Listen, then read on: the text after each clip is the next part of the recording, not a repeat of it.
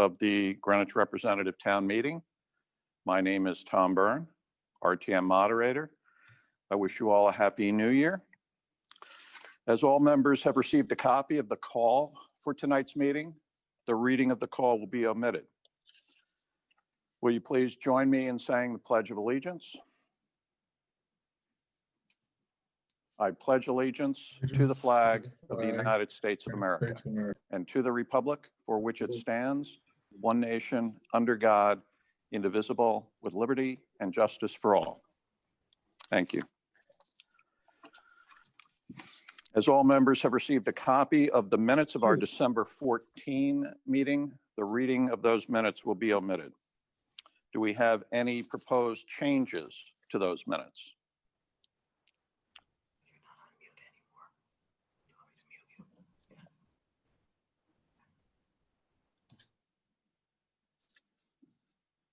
I will allow some time.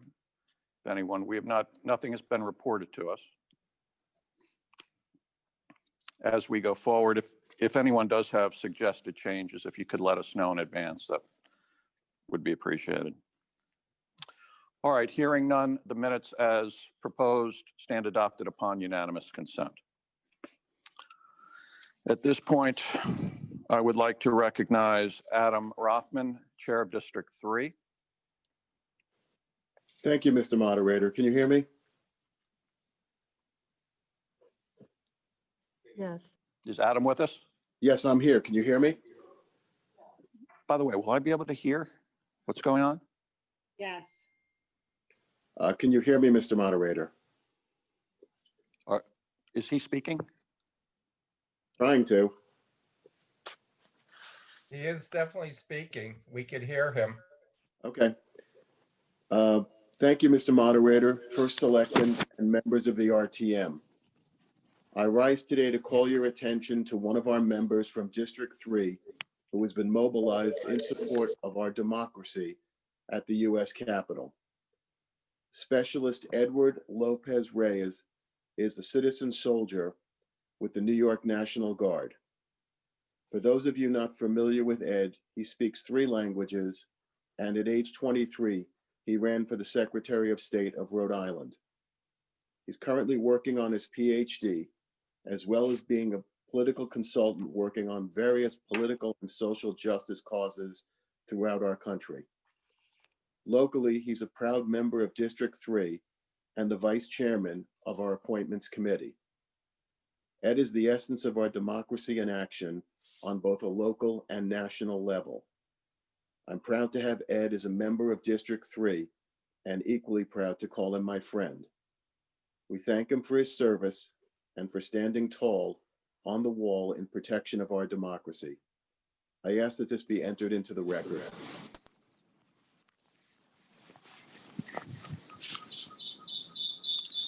Not working, right? All right.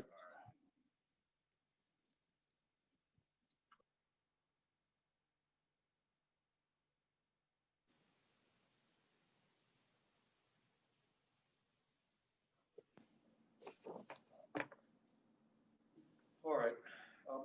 We were trying a wireless mic, but while you can hear me better, I can't hear anything. So we have to leave the camera mic on. All right, thank you.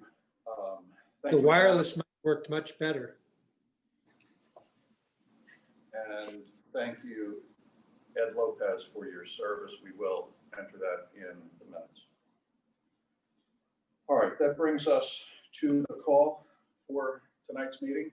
I did notify our district and committee chairs yesterday that based upon the reports received, I will recommend the following organization of our agenda. Items 1, 7, and 8 will be placed on the consent calendar. Items 2 and 6 will be combined for voting purposes, and that would leave items 3 and 9 to be taken up separately. Items 4 and 5 have been withdrawn. And item 9 is a petition item, so absent a 2/3 vote, we would not take a final vote on that tonight. So at this point, pursuant to our rules, I will designate the following 3 items for the consent calendar. And if they remain on the consent calendar, we will hear no committee reports and have no discussion on them. Item 1 is, this was postponed from our December meeting. This is a resolution appointing Stephanie Johnson to be a regular member of the Board of Ethics for a term expiring June 30, 2022. Item 7 is a resolution appointing Robert Barilak to be an alternate member. This is, by the way, this is a substitute resolution. The call resolution referred to the Planning and Zoning Board of Appeals. This is the Planning and Zoning Commission. So this is a substitute resolution appointing Robert Barilak to be an alternate member of the Planning and Zoning Commission for a term expiring October 31, 2021. And item 8 is a resolution appointing Eric Ivester to be an alternate member of the Planning and Zoning Board of Appeals for a term expiring October 31, 2021. Is there any objection to the designation of those 3 items for our consent calendar?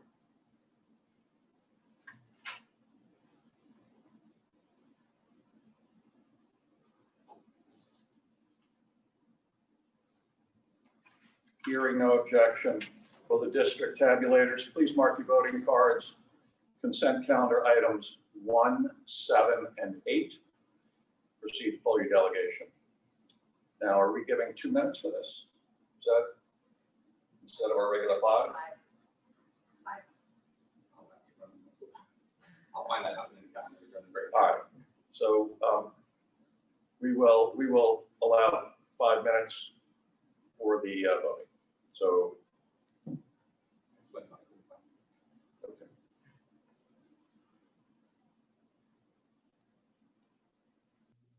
Okay, we're still waiting on a final vote. We are going to continue at this point. So I am suggesting that we combine items 2 and 6 for voting purposes. Requires a motion to suspend the rules to do so. Is there a problem with the video? Oh, okay, don't worry about it. Can we have a motion to suspend the rules to combine items 2 and 6 for voting purposes? So moved.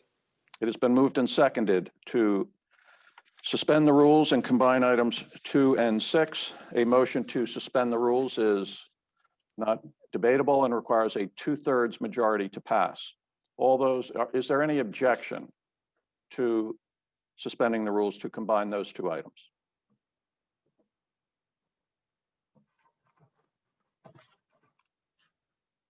Hearing none, the motion to suspend the rules is adopted upon unanimous consent. All right, so item 2 now comes before us. Peter Bernstein, Chair of our Board of Education.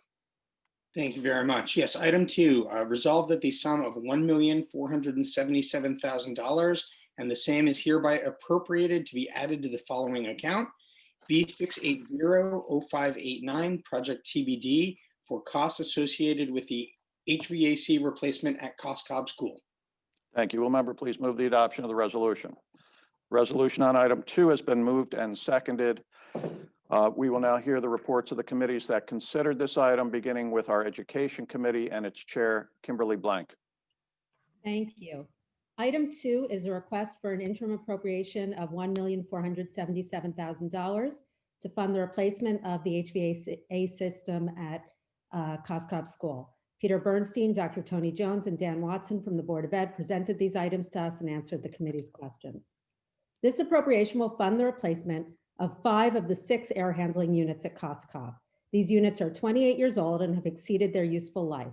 Replacement parts are not widely available, making repairs very difficult.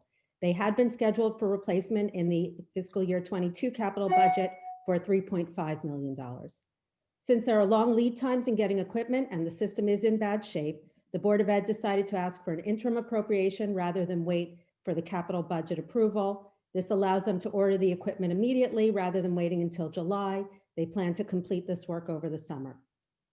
In response to questions from the committee, Dan Watson explained that the cost of the work came in significantly below the $3.5 million estimate in the fiscal year 22 budget, which was already a reduction from an earlier $4.3 million estimate in the facilities master plan.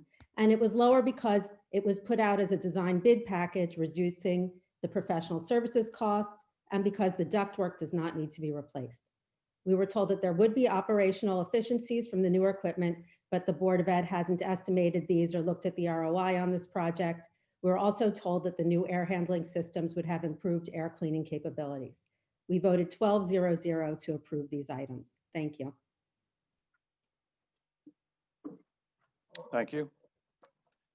Mike Basham, Chair of our Finance Committee. Thank you, Mr. Moderator. I believe Kimberly covered all the similar bases that we covered in our committee. The only other issue that arose is because of the variance in the projected cost of replacing the system over the last several years. A question was raised about the not the viability, but the accuracy of the proposed facilities management plan.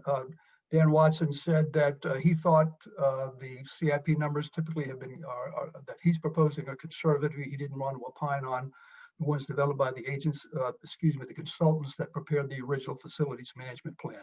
After that discussion, we voted and the committee approved the resolution 12-0-0. Thank you. Michael Spilo, Chair of our Public Works Committee.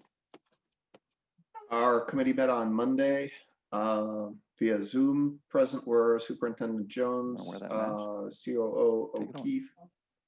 Can you hear me okay? Facilities Director Watson and Mr. Manelli from DPW and Ms. Erickson's from the BET. We covered the cost issues already mentioned. Our committee also focused on issues surrounding student health, including indoor air quality and reducing infection. We were told that the new system includes a needlepoint ionization unit aimed at cleaning the air. Ionization systems can cause high levels of ozone in the air and irritant, but Mr. Watson indicated that there are problems using ultraviolet systems because the UV can impact HVAC components exposed to the UV light. They impact the life of the components exposed to the light. We asked if any health experts were consulted and were told that none were. The Board of Ed relied exclusively on a design and build consultants. Aside from the ionization systems, indoor air quality will be controlled with fresh air intake that is connected to CO2 sensors throughout the building. Windows in the buildings cannot be open, so the HVAC system is crucial in maintaining indoor air quality. Bringing fresh air, removing dust, pollen, and other biologicals, as well as carbon dioxide, carbon monoxide, and volatile contaminants from paints, cleaning, chemicals, and other school supplies.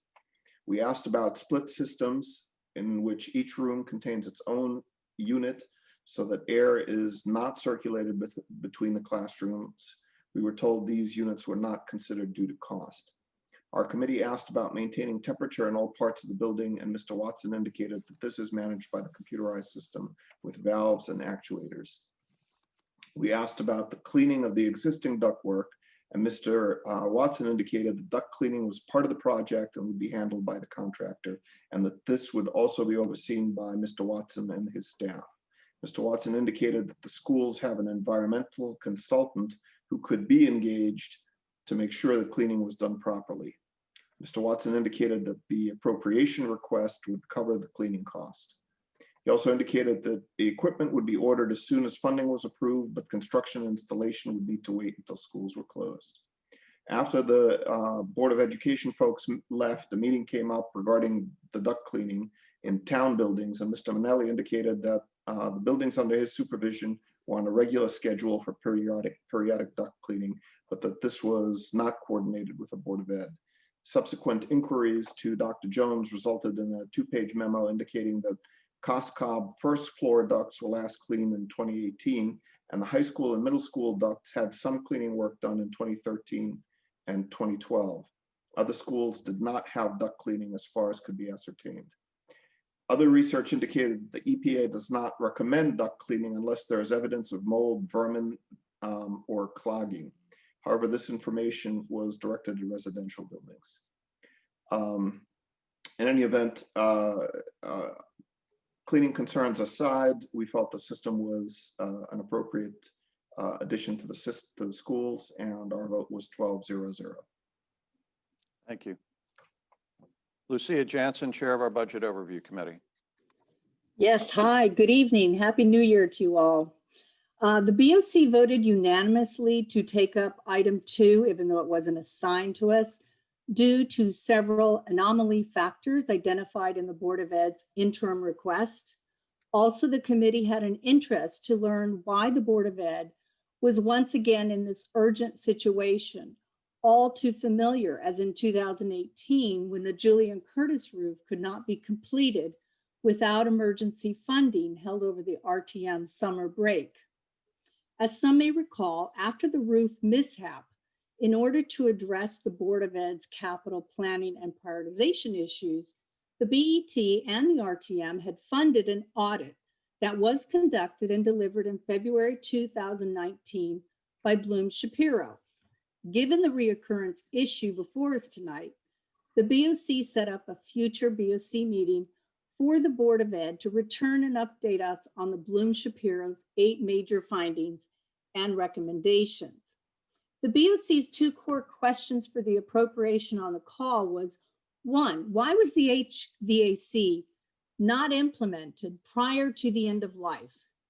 And 2, why the original cost estimate of $4.3 million was later lowered to $1.5 million, a 66% drop. The BOC's research and town budget books discovered that the project has long been identified and forecasted in the Board of Ed's capital improvement plan. In fact, the project is on the 9th fiscal year on the Board of Ed's CIP plan, starting in 2013-14 at a cost of $1.4 million.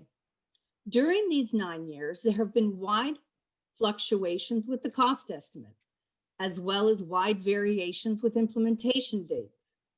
The BOC invited to the meeting the superintendent of schools, the chair of the Board of Ed, and the school's facilities director to address our questions. Dr. Jones stated she recently joined Greenwich Public Schools and could not explain the historical budgeting. Likewise, Board of Ed Chair, Mr. Bernstein, could not explain the fluctuations, but indicated the HVAC system is over 25 years old and needs replacement. The facilities director, Mr. Dan Watson, also indicated he has been with the district for 3 years. Mr. Watson went on to report the Board of Ed based its new cost and install dates using KG&D's 2018-19 facilities plan. The system was failing simply more rapidly than outlined in that forecast plan. Mr. Watson pursued a different strategy than KG&D to address the issues. The BOC questioned if KG&D had identified these same cost and time-saving measures. Mr. Watson acknowledged they had not. Additional BOC questions were asked about other schools' similar HVAC systems. Mr. Watson acknowledged that multiple schools had HVAC systems close to the end of their projected lifespan. BOC members observed that perhaps those projects could be implemented earlier, given this new time and cost-saving measures identified with this project. The BOC would like to invite all of our RTM colleagues to our future meeting with the update of the Bloom Shapiro report. I will send later an email with all the details. We then discussed the interim item itself. The BOC discussion was not questioning the need for the replacement. More importantly, was just the language of the resolution that was missing the necessary language to request the appropriation. And so the BOC made an amendment and voted first on the amendment and then on the item. So the BOC vote to amend the language to include the appropriation request was 12-0-0, and the vote to approve the interim appropriation also was 12-0-0. Thank you. Thank you. And the substitute resolution. No, the substitute resolution has already been presented to the other committees, so you are actually voting on our amended All right, can you hear me? Yes, I can. Okay. All right, so the substitute resolution took care of the amendment that you were concerned about. Correct. Discussion on item 2. Sir, no one signed up. Is there anyone who would like to be heard on item 2?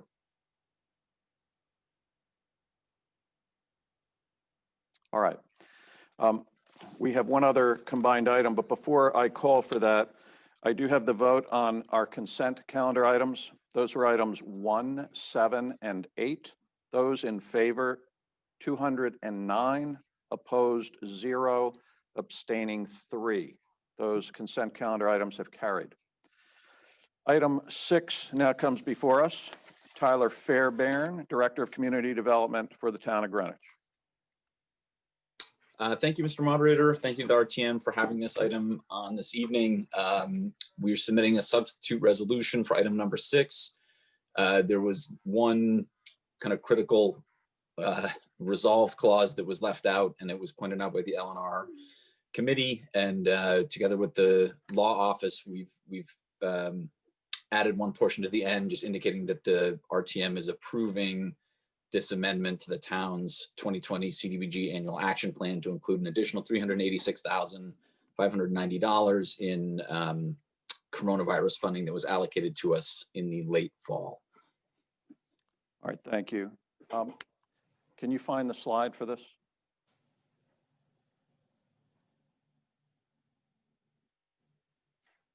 All right, so this is the substitute resolution that Mr. Fairbairn has now offered. Will a member please move the adoption of the substitute resolution? Substitute resolution on item 6 has been moved and seconded.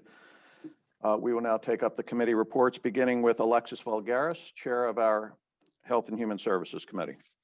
Good evening. Last Tuesday, the Health and Human Services Committee met with Mr. Tyler Fairbairn, Director of Community Development, to review the proposed allocation of approximately $386,000 in additional block grant funding through the Federal CARES Act.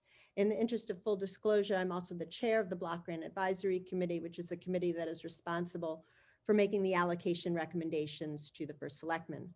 The Block Grant Advisory Committee was thrilled to learn in November that Greenwich had been awarded an additional $386,000 in CARES Act funding to support our local nonprofits that were working to cover expenses related to the ongoing pandemic. This money may only be allocated to programs that are applying for services that are designed to prepare, prevent, and respond to COVID. And similar to the funding allocated in the regular block grant rounds, the money is distributed to organizations on a reimbursement basis. For this round of funding, the advisory committee considered 21 applications of requests that totaled about $800,000. Again, we had roughly half of that amount to distribute. The committee elected to recommend funding for 17 programs, most of which were focused on basic needs such as eviction prevention, supplemental food programs, childcare, and mental health. The committee did not recommend funding for 2 significant capital improvement requests because funding those larger requests would have made it more challenging to provide grants to a large number of programs. Capital requests also have to be funded in full, not partial. The committee also felt that those organizations applying for capital requests could apply in February 2021 during the regular block grant cycle and likely be successful with their request. A copy of the organizations that applied and received money during this allocation round is included in the supplemental materials that accompanied the call packet. The Health and Human Services Committee voted 11-0-0 with District 10 absent to support this item. And finally, I would like to thank all of the members of the advisory committee, many of whom are RTM members, including our newest member, Nancy Better of District 11, for their hard work on this very compressed application cycle. And we will start the process again in about 3 weeks in early February. Thank you very much. Thank you. Michael Basham, Chair of our Finance Committee. Thank you, Mr. Moderator. Tyler presented this to the committee as well. He reminded us that this was an amendment to the prior plan that we approved back in June. And it was emphasized that the recipients of these actually have to go out and spend this money and then they get reimbursed by these grants. A question was raised in the committee, how does the town of Greenwich compare to our peers with respect to the grants that we get from the federal government. Tyler responded that we, relative to the rest of our peer communities, I should say communities in Connecticut that do get grants, we tend to be in the middle of the pack, which he took as a positive given our relative financial standing compared to some of the other towns in Connecticut. After the discussion, we voted 12-0 to approve the application of the funds as allocated.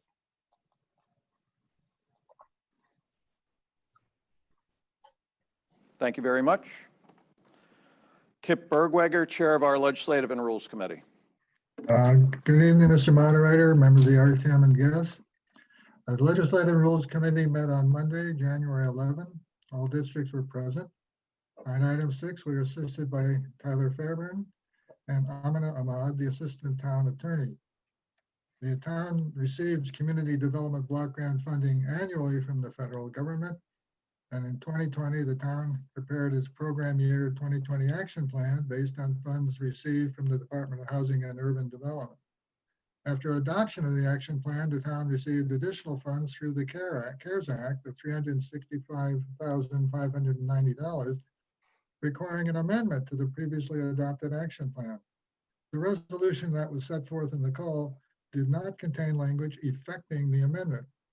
Legislative and Rules decided that rather than amend the resolution at our meeting, we would ask Tyler and Amina to revise the resolution and circulate the revision among committee members. We received the revised resolution the following day and voted by email.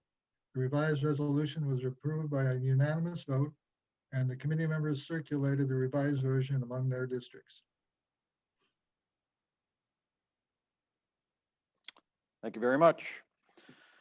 Discussion on item 6. And again, we have no one signed up. So I will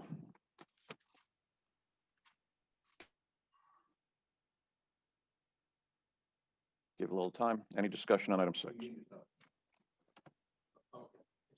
Can you hear me? Yeah. All right, there must be a lag. All right, will the district tabulators please mark your voting cards, signed item 2 and 6, and proceed to poll your delegation.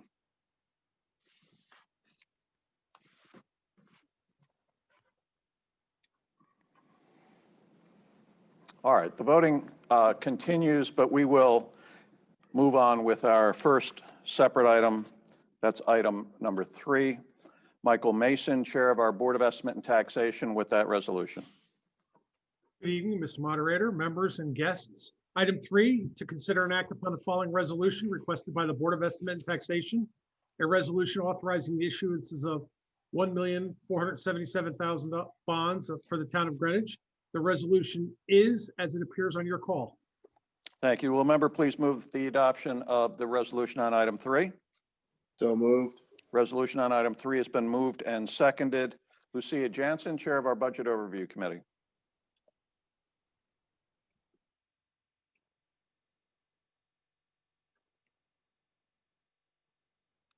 Do we have Lucia Jansen? I can't turn my video on. It's fine if it's really not necessary. The vote was 12-0 in favor of the bond. Thank you. Thank you. Kimberly Blank with the Education Committee report. Yeah, we considered this item along with item 2, so our report is the same, and we voted 12-0 to approve. Thank you. Mike Basham with the Finance Committee report. Yes, sir. We voted 12-0 to approve this, as it was very similar to the bonding resolution we approved in December for the South Stanwich Road Causeway. Kip Bergweger, Chair of our Legislative and Rules Committee. We were assisted by Leslie Tarkington and Karen Vasiliotis of the BET. As we discussed earlier, item 2 was an interim appropriation. Item 3 is the bonding resolution for this appropriation. The appropriation will be funded by issuance of bonds. Our discussion focused mainly on whether bonding was preferable to paying with cash on hand. Some committee members thought that the amount was too small in order for bonding, but we were assured that the town has bonded smaller amounts and this item is bonding in the normal course. One committee member noted that the cost of this bonding could be 17 basis points and Leslie Tarkington suggested perhaps as low as 10 basis points. She further explained that the town's debt average life is 14 years and that it costs under 1%. There was discussion about whether this was an emergency funding or should be taken up in the regular budget cycle. Some members were opposed to borrowing even a small amount. Our vote on legal order was 12-0-0. Our vote on the merits was 7-5-0.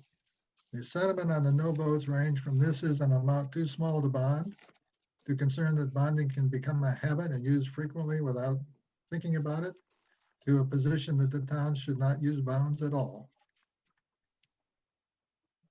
Thank you. Discussion, I'm sorry, Michael Spilo with the Public Works Committee report. I have nothing further to add. Our vote was 12-0-0. Thank you. Discussion on item number 3. Brian Rainey, District 9. Yeah, point of information for Mr. Mason. What is the unencumbered balance at the moment of the capital non-recurring fund? Mr. Mason, did you hear that? I did. I believe the capital non-recurring fund as we sit is at 3 million, although we might have one item that came out, but I can look it up for you, but I believe it's 3 million. Thank you. Mr. Rainey, anything further? Nope, that's it. Thank you. Further discussion on item 3? Will the district chairs please mark your voting cards, item number 3, and proceed to poll your delegation.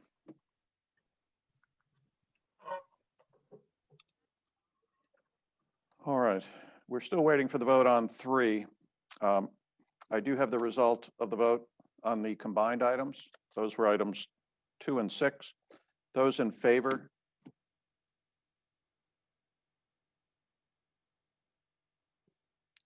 The vote on the combined items, those in favor, 213, opposed 1, abstaining 0. The combined items have carried. I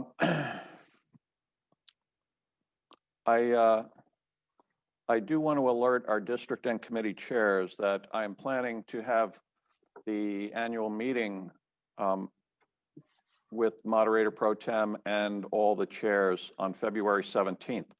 That is a Wednesday evening.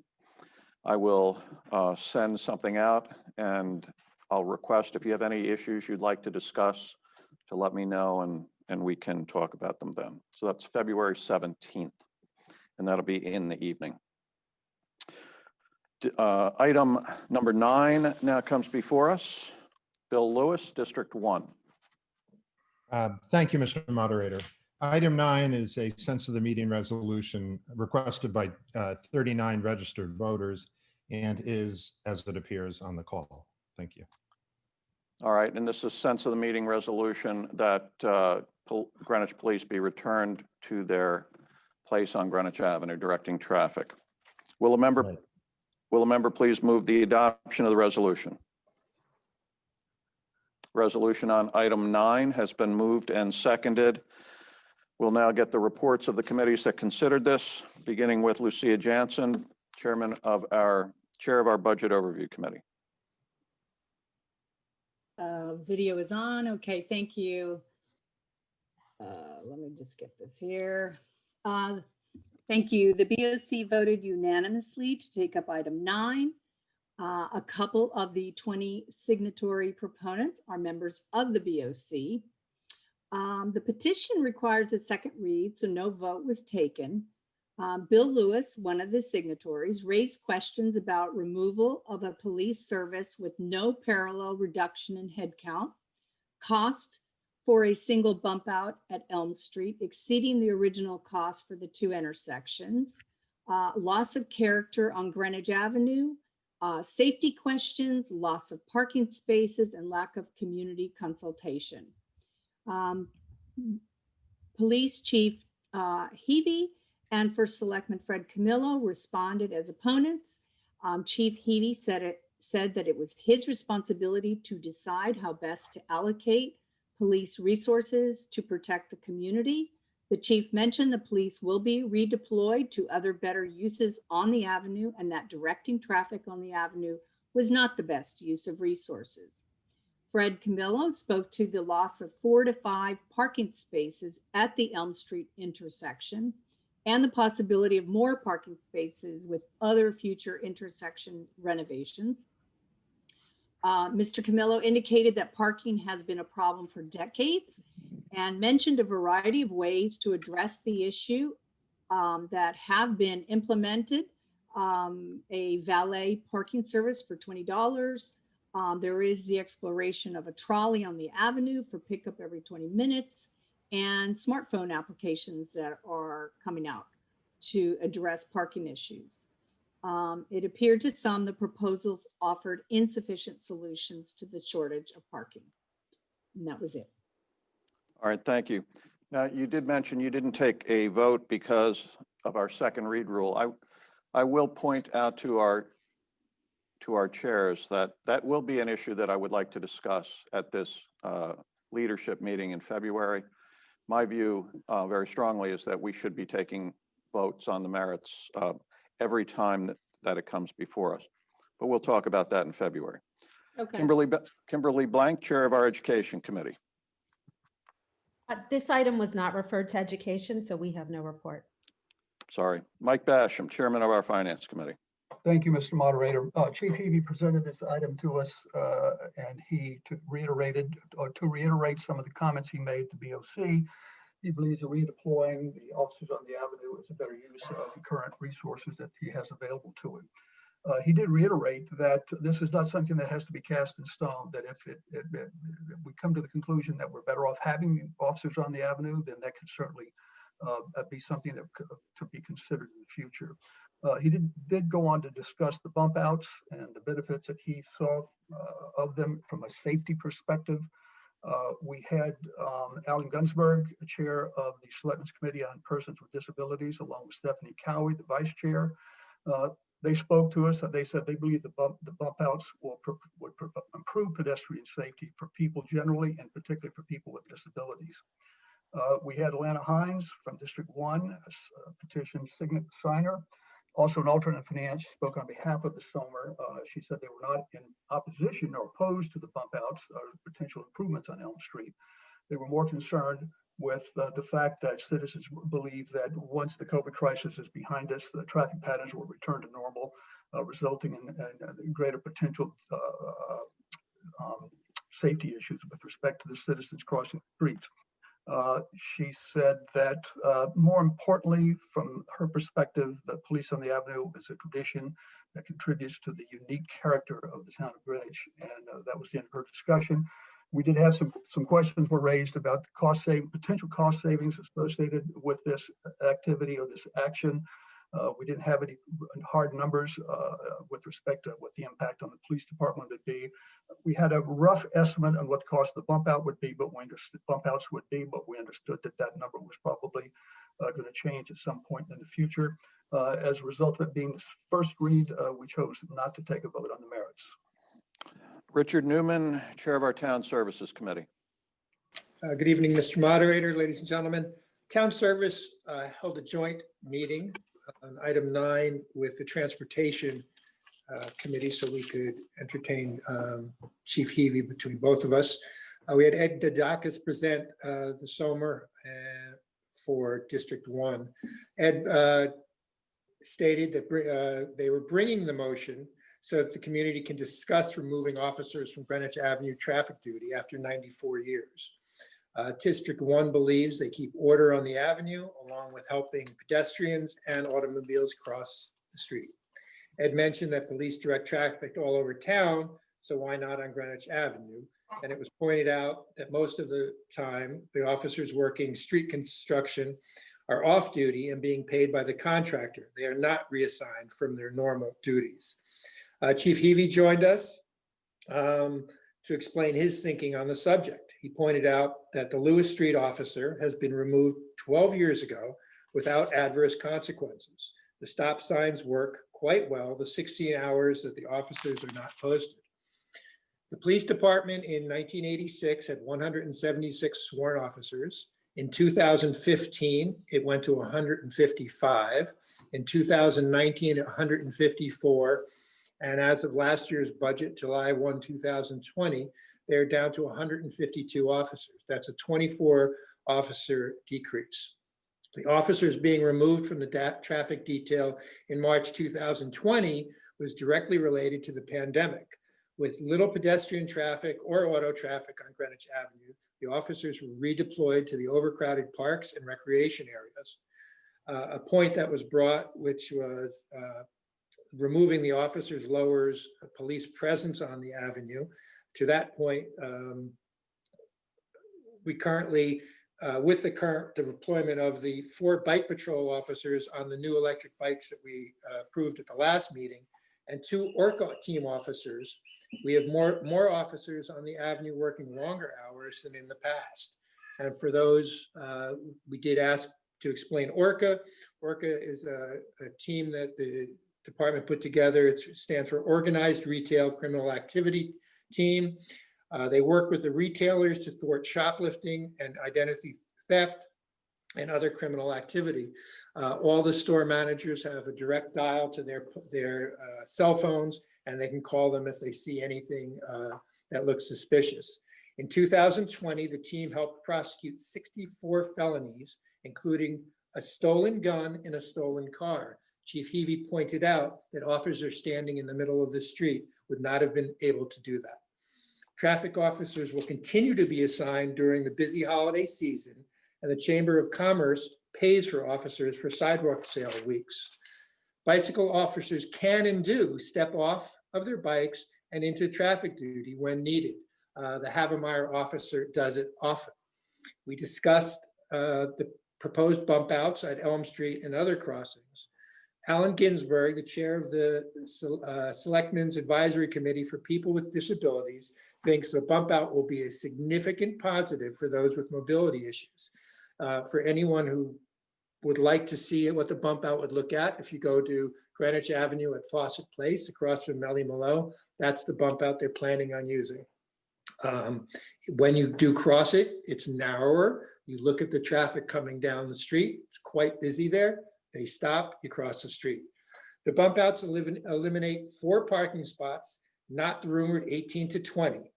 Handicap spots will be reallocated and changes are being made to move employees feeding meters off of the avenue into alternate all-day lots. Bump outs would not eliminate the ability for police to direct traffic if needed. Chief Heavey pointed out that these changes in deployment can be reversed, as with the avenue below Fawcett, or the Greenwich Avenue below Fawcett Avenue or below Fawcett Place this summer. For those of you who remember, they blocked it off. They looked at it, they realized merchants were being harmed by it, so they opened the avenue back up. He believes it is a worthy effort to be more effective and efficient with the officers and your tax dollars. We asked if there are alternatives to using police to direct traffic. And we were told that state statutes require that only certified police officers are allowed to direct traffic at the intersections. This is also in the union contract, that you cannot eliminate officers and replace with a, quote, traffic technician. Also, would volunteers or alternates show up in 20-degree weather in mid-February? We discussed the tradition of the traffic officers. We heard opinions on both sides that they are important to keep. And we also heard that it was time to redeploy and properly utilize the officers in a more efficient manner. Chief Heavey reviews every 6 months the deployment of 11 patrol cars around town based on need and speed of response. Yet he has been handcuffed until recently on the traffic officer situation. Town services did not vote on the item since it was the first read. I understand where Tom says, understand what Tom is saying, that we could have brought the motion tonight and then we wouldn't have voted. If anyone would like, the audio of our meeting is on the Greenwich website under the RTM tab. And if they would like to see the full recording of our video or video recording, I'm happy to send the link of our Zoom meeting. The discussion starts, if you do ask, at approximately minute 15 and 45 seconds. Send me an email and I will be happy to forward it to you. Thank you. Thank you. Kimberly Salib, Chair of our Transportation Committee. Hello, everyone. Good evening. as Richard discussed, the Transportation Committee had a joint meeting with the Town Services Committee, and we met with Chief Heavey, who discussed his opinion on this issue. After this joint meeting, the Transportation Committee broke off, and we met independently and discussed item 9. A range of opinions were expressed. Those in favor of bringing the police back felt tradition was important. Safety was also highlighted as an important consideration, particularly given senior citizens who may be vulnerable in the absence of police officers to direct traffic. Those in favor of not bringing back the police to direct traffic cited Chief Heavey's experience and judgment, the limited budget and police resources, the importance of having police on bikes and on foot to patrol up and down the avenue instead of just standing in the middle of the street directing traffic. We also discussed the bump ups of the crosswalks for safety reasons and how we would lose 4 parking spaces at each intersection. Considering we already have parking issues downtown, we discussed the importance of a downtown parking plan, not just for long-term parking for the merchants, but also for short-term parking for people like you and me who frequent Greenwich Avenue for our daily services. Also, we discussed the possibility of reinstating the Parking and Traffic Committee, which existed a few years ago. So even though this was only the first read, we had quite a few different opinions. So we decided to take a vote on item 9. And the Transportation Committee voted 3 yeses, District 1, 2, and 5, 7 noes, Districts 3, 4, 6, 7, 9, 11, 12, and 2 abstained from this initial vote. Thank you very much. Thank you very much. All right. That's the final report of our committee. Discussion on item 9. Bill Lewis, District 1. Thank you, Mr. Moderator. First, some background. This petition arose out of discussions in the RTM District 1 delegation regarding the unexpected removal of police from traffic duty on Greenwich Avenue. The police have been directing traffic from fixed positions on the avenue for 94 years. Yet last January, just a few weeks after he was sworn into office, First Selectman Camillo decided to remove them and, quote, redeploy them to bicycle and foot patrols. This surprised many people because it hadn't been brought up in the campaign. The BET, noticing the shift in budget lines and subsequently the RTM, in effect acted to override that decision and readjust the budget back. Yet the police remain absent from their fixed posts. Over 1,100 people have signed an online petition calling for their restoration, for pedestrian safety and to continue the long tradition, an essential element of what makes Greenwich special. Someone in the Legislative and Rules meeting last week said, well, Mamaroneck gets along fine without them, which makes our point. Removing them moves us one step closer to being just like Mamaroneck or any other town on the Metro North line. The online petition that I mentioned was signed and commented on by a broad spectrum of town residents, including former First Selectman Peter Tessie, which shouldn't surprise anyone, as we can assume that for 90 years, all of our leaders have supported the presence of the police there. Also signing was the head of the Selectmen's own Committee for People with Disabilities, who commented as follows, quote, crossing Greenwich Avenue as a person with disabilities is very difficult. Thanks to the officers, my guide dog and I feel safe to cross, unquote. That posting's still up there. Pedestrian safety is paramount. Central Greenwich, District 1, if you will, has many housing complexes whose residents walk along and across Greenwich Avenue. In addition to Putnam Park and Putnam Hill, we have Agnes Morley, the Muse, Quarry Knoll, and of course the Senior Center. All of these people have come to rely on and appreciate the presence of the police at the 2 intersections at East Elm and Havemeyer. Anyone who's driven down Greenwich Avenue when the police were manning those key intersections knows they slow down traffic dramatically. They wait until every pedestrian's off the street before they let cars start to move again. It might be frustrating for cars in a hurry, but isn't that the point? It slows cars down. That's a good thing for pedestrians, and it's a good thing for cars trying to back out of parking spaces. Greenwich Avenue is a beautiful shopping street, but it is busy. Having policemen at the intersections makes it safer. Yet it was quickly determined a year ago, according to the chief's letter, that stopping shoplifting and credit card theft was a higher priority, thus the redeployment to a mobile presence on sidewalks and on bicycles. I know that sounds like a harsh summary of his letter, but I read it a bunch of times, put it down, be satisfied, but put it down and say, wait, why are we removing them again? And it boils down to that. According to the letter, in-store crime has apparently been identified as a higher priority than pedestrian safety. But we've seen no evidence, data from the police department, or reports in the newspapers that street crime and storefront crime were exploding in Greenwich, and no information showing that traffic and pedestrian concerns could be safely downgraded.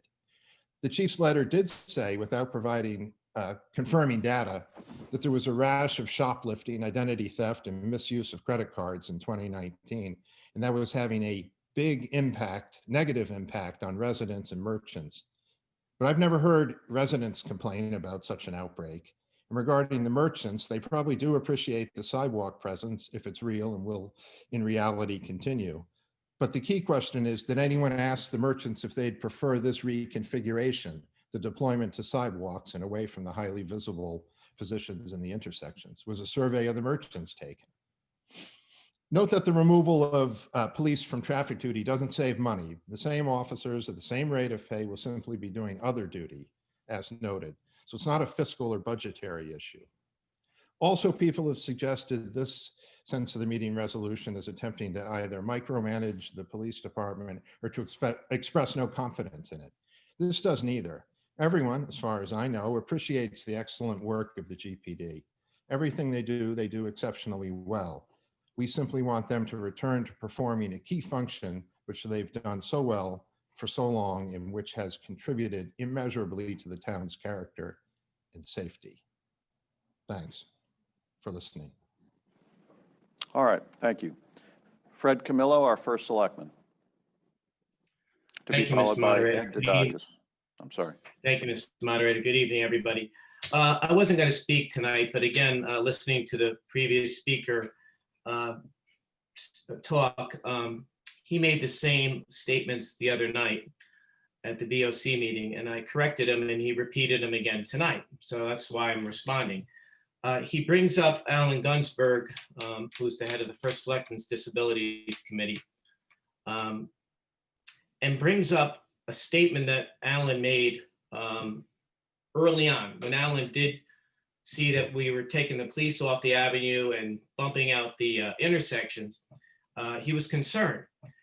And I explained to the previous speaker, and he listened the other night, he heard what I said, that Alan Gunsberg is totally supportive of this now. So he is misrepresenting Alan Gunsberg's position. The reason why Alan had a change of heart is because we spoke with him, we listened to him, we walked on the avenue with him, just like we do with everybody else. The fire department, the police department. We spoke with merchants, with residents, and Alan is one of our biggest supporters here. The bump outs, I don't want to get into that, but that absolutely is a part of this. But every single police chief, including the present one that I spoke to, always said this was a waste of manpower. There was a study, I believe in 1938, that said it was a waste of manpower. In 1998, they did another study that said, again, get them off of directing traffic because they cannot even respond to a crime being committed. They have to call it in on their cell phones. This here adds more security. There has never been more police officers on Greenwich Avenue than there is right now. And that is a fact. So I don't know where this other information is coming from that the previous speaker is alluding to, but we did speak with a lot of people there, and we pay a lot of money to train these officers, and to have them standing there because it was done in the past doesn't make any sense. We want to, first and foremost, public safety is the number one concern here. And this addresses that. It's a better use of our manpower. The fact that this is even here tonight, micromanaging our police department, and the previous speaker telling the police department and the police chief that he knows better because it was done in the past that way, is the most ridiculous statement I've ever heard. And All I've heard a lot of them. Mr. I- Camillo, I- Mr. I Camillo, appreciate please the address chance. all comments to the chair and refrain from any personal references. Okay, thank you. I appreciate the time to speak on this, and I just wanted to respond there. Thank you. Ed Dudakis to be followed by Valerie Stauffer. Thank you, Mr. Moderator, members of the town meeting. I am proud of District 1 encouraging this resolution so a community discussion can ensue on an almost century-old tradition of police directing Greenwich Avenue traffic. Chief Heavey is a strong and effective advocate for this change. But it is important to note that Mr. Heavey didn't initiate it. Instead, it was originally proposed by our elected politicians. We all know there are times Greenwich Avenue is chaotic. Drivers stopping completely or driving down the middle of the road at 2 miles an hour, pedestrians crossing wherever they want, frequently paying no attention to their surroundings. Chaos is reduced and managed with the police at the intersections. While police riding around on bikes is nice, it is the reliable presence of a police officer at the intersections which keeps order in an obvious and visible fashion. These officers keep pedestrians safe from toddler to elderly, but most importantly, the handicapped. Discourages store thefts and robbery of shoppers, and aids motorists crossing a busy avenue often flooded with pedestrians. There is wide community support to keep the police on the avenue. Mr. Lewis mentioned the online petition with almost 1,200 signatures. There is no doubt some of those signatories are your constituents searching for a voice on this matter. And Greenwich's valued elderly population who use the senior center broadly support keeping the police on the avenue. You folks know that many elderly living at the Mews walk daily to the senior center, crossing Greenwich Avenue. The police keep them safe. The police presence on the avenue shows we value protecting Greenwich residents and visitors and is an iconic symbol of our town. I hope in March you will join with thousands of other Greenwich residents in supporting bringing the police back. Thank you, Mr. Moderator. Valerie Stauffer to be followed by Alana Hines.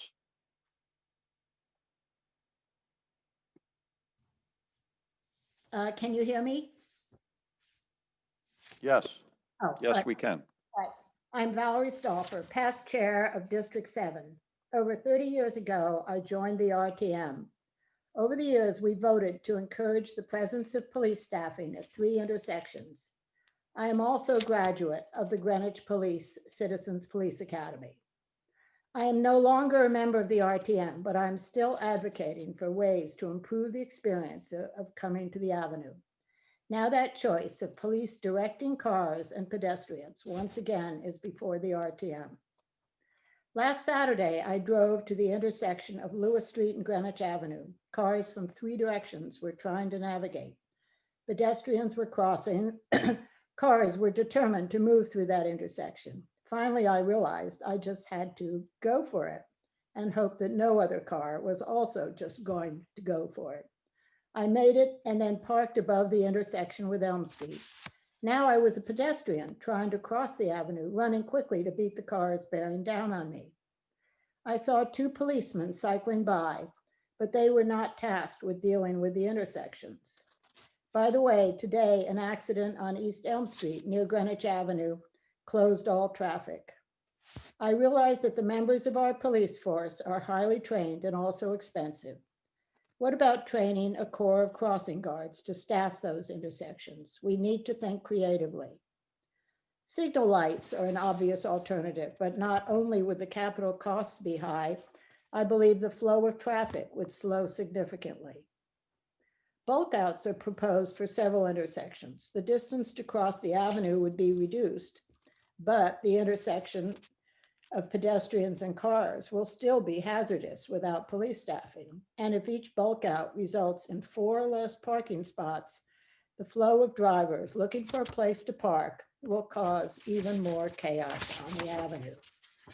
We must keep Greenwich Avenue alive and vibrant for the sake of our shoppers, our restaurant patrons, the merchants, and the restaurant owners. Please vote for the staffing of the Greenwich Avenue intersections. Thank you. Thank you. Alana Hines, District 1, to be followed by Carl Carlson, District 1.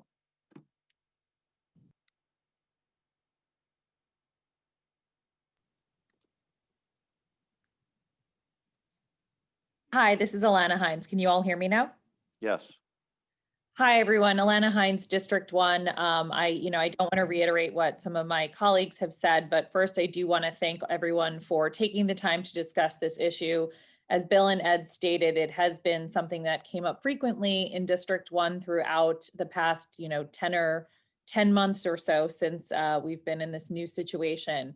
I think the most important thing that we considered was we wanted to make sure there was clear understanding and discussion of this across the RTM and the town, given that when the police were removed, it was due to some specific circumstances that may or may not have been part of a bigger plan. But, our understanding, at least initially, was this was due to changes in usage of the avenue due to the pandemic. I still think if you go to Greenwich Avenue, while there are peak times, it certainly is not back to what it once was. We all hope that it gets there soon.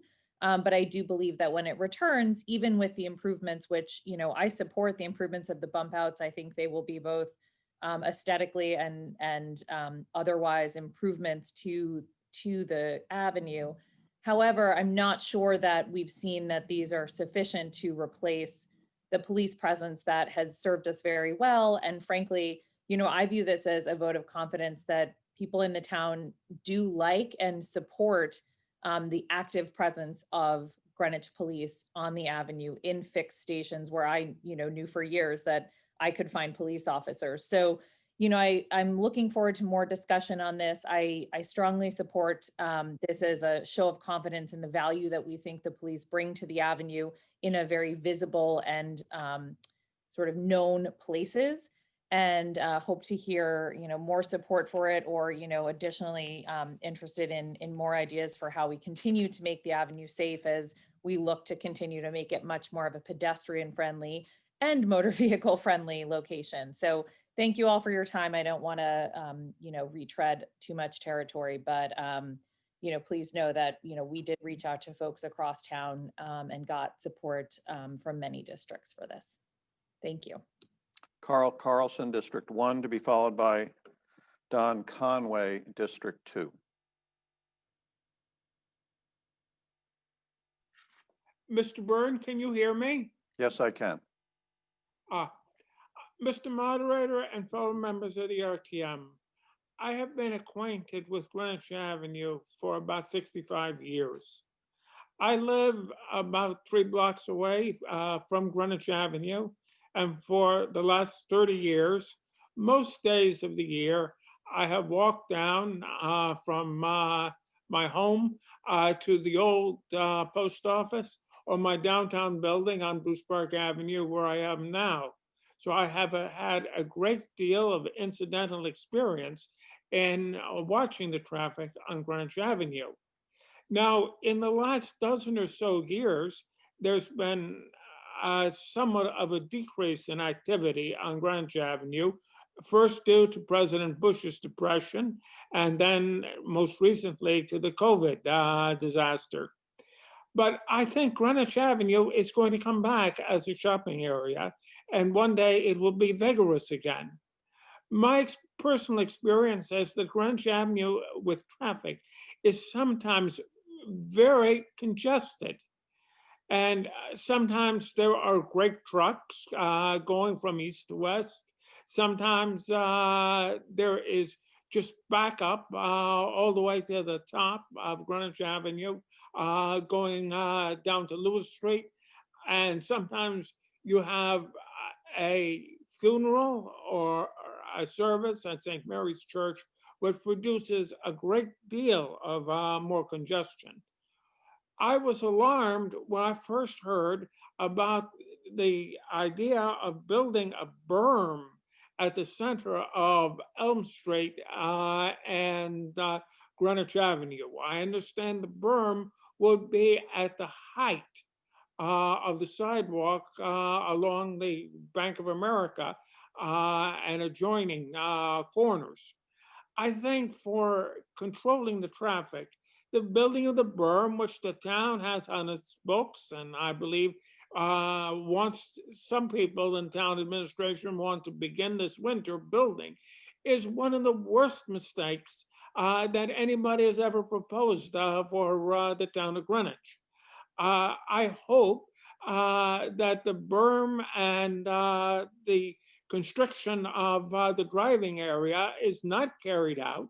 They would be very, very expensive to replace and bring back to the current status quo.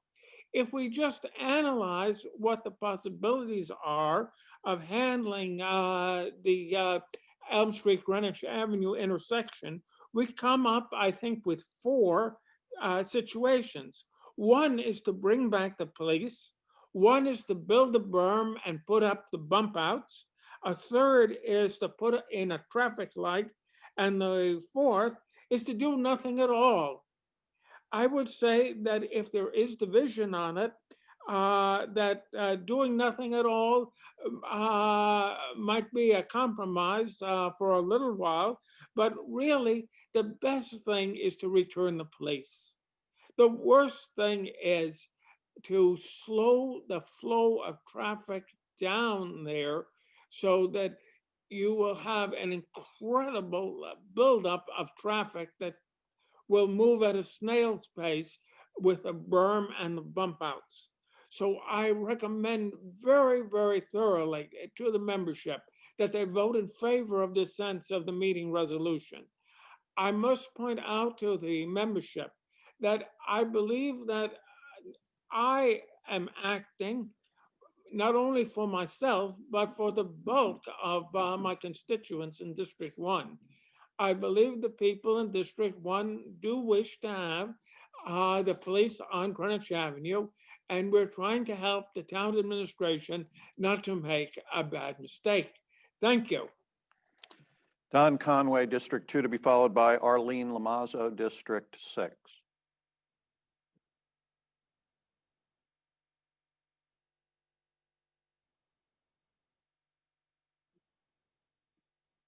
Don Conway, are you there? Unmute yourself, please. Okay, now I'm on mute. Okay. Thank you. To me, it slows down the traffic. With the cops on the avenue, it slows down the traffic. That's a plus because the stores, they have windows and people, when they're sitting in their cars, believe it or not, I do, and I'm sure a lot of women in the town of Greenwich look into the store windows and they get ideas. Can't hurt their sales. The other thing though, the more important thing is robbers that want to come into the town. And we have quite a few every so often, as the chief can tell. But they can't speed off when we have slow traffic on the avenue. The cops on the avenue can stop them. They can tie them up. The cops can also take action immediately. If they're standing on a corner and somebody is going to rob like Betteridge or somebody else, the cop is right there. It's a deterrent. It's something that maybe a robber is going to turn around and say, hey, wait a minute. No, this is not the smartest move in the world. So timing, people. Honestly and truthfully, the oldie but goldies, us younger people, we cross the corners at different speeds. We need more time. Some people, to be honest with you today, are impatient. Younger group, I hate to say it to you guys out there, but you guys are impatient. You don't like us oldie but goldies, but we take our time crossing streets. So you have to give us time, okay? And last but not least, I would like to volunteer and I'd be willing to go through training with the chiefs of police, Chief Evie, or whoever, and I'd stand out there on that corner, even at my age, and I can do it because I'm in great shape. And I would volunteer to do traffic for 2 or 3 hours a day, every so often, every day, or 2 days or 3 days a week, if they wanted it. Okay? So I would hope that people would vote to have the cops back on the avenue, keep our town safe. Thank you. Mr. Speaker, Candace Garthwaite, is it Yes. possible to make a motion to limit the speaker time? Yes. Go ahead. Okay, I move to limit the speaker time to 2 minutes. Second. All right, it has been moved and seconded to limit debate. Now, Ms. Garthwaite, we have given the proponents substantial time outside of the 2 minutes that you're proposing as a limit. And I know Chief Heavey is waiting to speak, and I would view him as the principal opponent. And we typically allow the opponent an equal opportunity. So would you adopt our typical motion where we allow the principal opponent, who would be Chief Heavey, additional time? Yes. All right. So Mr. Lewis spoke for quite a while, so I don't think he'll need it, but let's say the principal opponent 10 minutes, all other speakers 2 minutes. Is that your motion? Yes. All right. Motion to limit debate is not itself debatable, and it requires a 2/3 majority to pass. I will call for a raised hand vote in the first instance. So could we lower all the hands? All right. And now only members may vote. So if you are in favor of Ms. Garthwaite's motion to limit debate, 2 minutes for all but the principal opponent, please raise your hand now.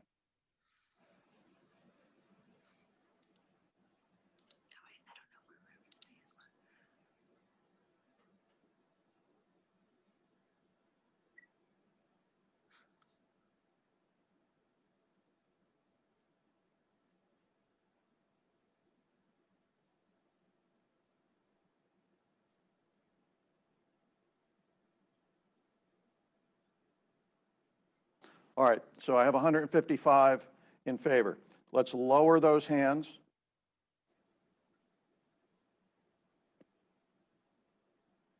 Waiting for them to be lowered. All right, I will now call for those who are opposed to a limit on debate to please raise your hand.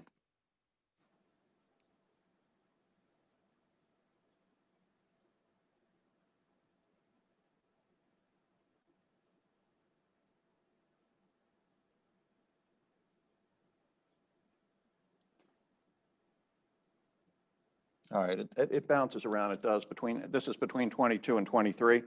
So clearly we have more than a 2/3 majority vote. So for the balance of the meeting, now, I will note the last 2 speakers had not signed up. So I only have 3 more speakers.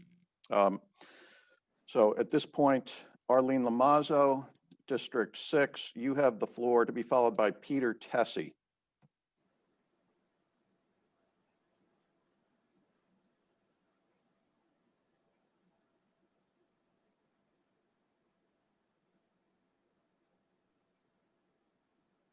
Can you hear me, Tom?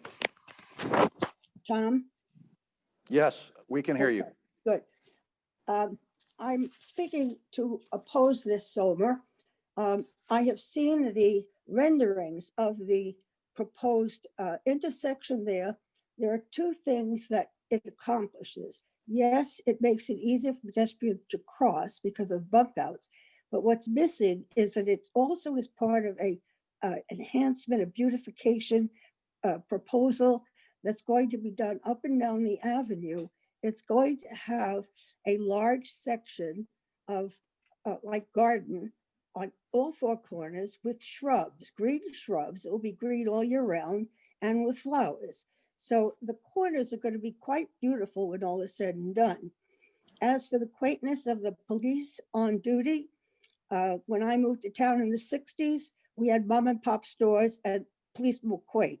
We don't have it anymore. We now have these very high-end stores where the robberies are taking place, the traffic is horrendous, and I think it's no longer quaint to have policemen doing their duty there. I'll have more to say at the next meeting. Thank you. Thank you. Peter T, to be followed by Chief Hebe. Good evening, Mr. Moderator and ladies and gentlemen of the RTM. Having the honor to serve in the town of Greenwich government for 32 years, I developed a strong understanding of and support for our emergency services, police, fire, and GEMS. While our first responders provide tremendous security to all of us, they are particularly important to our fellow residents who are most vulnerable due to their age or infirmity. The police officers assigned to direct traffic and assist pedestrians crossing the streets in our town's most active business district provide the ability for all citizens, residents and visitors alike, to safely go about their business and live full lives. Greenwich takes pedestrian safety seriously. The town has implemented traffic calming measures, new sidewalks, traffic control devices, and signage in many locations to ensure pedestrian safety. Often these improvements happen with citizen participation and engagement of external professional services with expertise in traffic and pedestrian safety matters. In February of 2020, a resident and friend of mine who lives at 40 West Elm Street, Diane Otto, spoke to the BET Budget Committee, appealing to them to continue funding the police officers on Greenwich Avenue. Dan was afflicted with partial paralysis as a child and lives with the effects of this childhood disability. Several years ago, she was struck by a motorist on Lower Greenwich Avenue. Fortunately, she was not seriously injured, but her support for and reliance on the police officer's direction is not only personal and genuine, but reflective of the need for people like her. One regret during my tenure as first selectman is I accepted Chief Ritberg's removal of the police officer at Lewis Street and Greenwich Avenue. Redeployment was promised, but never realized. When you vote on this motion and you cast your vote, think of those older and infirm residents and the vulnerable in our population, because keeping them safe is at the hallmark of what Greenwich does. Thank you. Thank you. 2 minutes exact. Our police chief, James Hebe. Mr. Moderator, members of the RTM and fellow residents. I know we're talking a lot about tradition, and I guess I'm not the victim in this case of tradition in that you've changed the rules for SOMAs and that this will carry on until March to a vote in March. But I'll only speak briefly about the SOMA. I just want to thank everyone for their input and concerns. Had not heard as much about this issue prior to this, but part of the police department's strategic plan initiatives for what we're going to be doing for the next few years. One of the credos in that is that we should embrace change, create value, and inspire others. And I try to use that as part of my my motivation. I'm probably going to be your last townie chief. I'm the 15th chief, and almost all of us were people who were born and raised here. Very proud of that. And I know it's a very emotional issue. Just a few things. Again, the bump out at Elm Street has gotten kind of attached to this because it is a traffic calming effect that will make that intersection safer. I do hope that and that one's already in the process. I do hope that the RTM and the other town bodies are able to create another traffic calming effect at Havemeyer, although I know that that's going to be an additional challenge. But The officers are not off the avenue. They have continued to be out there. And with the new deployment, we actually have more officers there and for an extended hours. When the officers directed traffic, they work 9 to 5. Currently, we have officers on bikes from 7 a.m. to 6 p.m. and the Orca team works odd hours in an effort to work their in the plainclothes capacity, so they're not seen. I do look at the statistics and I look at those trying to be sharp. And again, when we get emotional, you can go back and forth to what's something that will be prevented, something that will happen if they're off. But we have had robberies while the officers were directing traffic. And the officer might be able to run after them, but he didn't stop, he or she didn't stop it. Again, it's an emotional thing versus a necessity. And I really think it's important to have community discussion. I hate to be labeled the opponent of such an item because I really have dedicated my entire adult life to service to the town of Greenwich. I grew up on Lewis Street. My parents are some of those people that are almost old that live in Putnam Hill, and I just hope that between now and when the RTM votes, that if people have questions that they ask, and we certainly have always been available to do that, and that we try to look at something that is, I think, going to be an enhancement in the end to the Greenwich Avenue. And if it does, like I said, I think my predecessor may not have delivered on providing the alternative and police team approach to the avenue, but I've certainly done that. And I think it's been visible since we've been able to get, even before the electric bikes, the regular bikes were out there. And we've had to redeploy a lot of resources to Greenwich Point and other parks because the parks have become popular because people just can't go anywhere. So again, if there's questions, I'll be available. I don't know whether or not appearing at all the committees would be practical, but I certainly would welcome the dialogue with the members of the RTM. And like I said, I'm not your opponent, I'm your chief, and I'm really trying to do what's best for the community. There's the influence I have is for the community to be improved, and we've proven it over a number of years. I just think that this is a time where we have a benefit by redeploying the officers. The map behind me is all the posts. And again, if we put officers on the avenue, we would have to reduce somewhere else. And I'm not looking to ask for, like a reinstatement of more officers, although I'd certainly welcome it.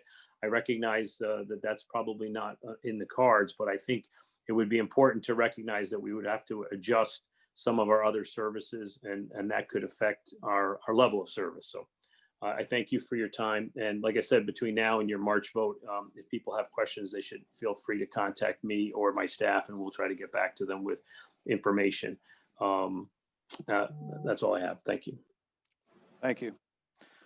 All right, so that concludes discussion on item 9. I do have the result of the vote on, well, I actually have 2 voting totals to report. There was a correction on the consent calendar items. Those were items 1, 7, and 8. There was a miscount, and it just changes by 1 vote. Those in favor, 210, opposed 0, abstaining 3. So that will be the official vote on the consent calendar item. The vote on item number 3, which was the bonding resolution for the Cos Cob School project. Those in favor, 209, opposed 4, abstaining 0. So that concludes the business of our meeting. At this point, I am going to adjourn the meeting, but I do have two other points to make. Number 1, I want to thank those who make this engine run over Zoom.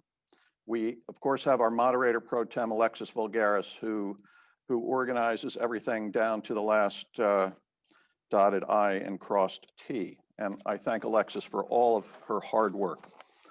Our technical expertise comes from Jenny Larkin and Craig Jones, who sit on either side of me here at Town Hall and help correct all the mistakes that I make. So I want to thank those 3 for making this ship go.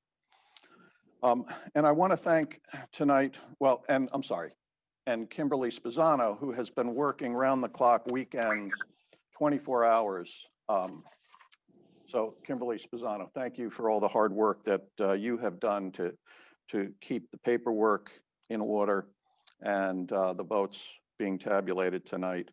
I thank you. I also want to thank the two tabulators who joined us and helped enliven our experience here in Town Hall.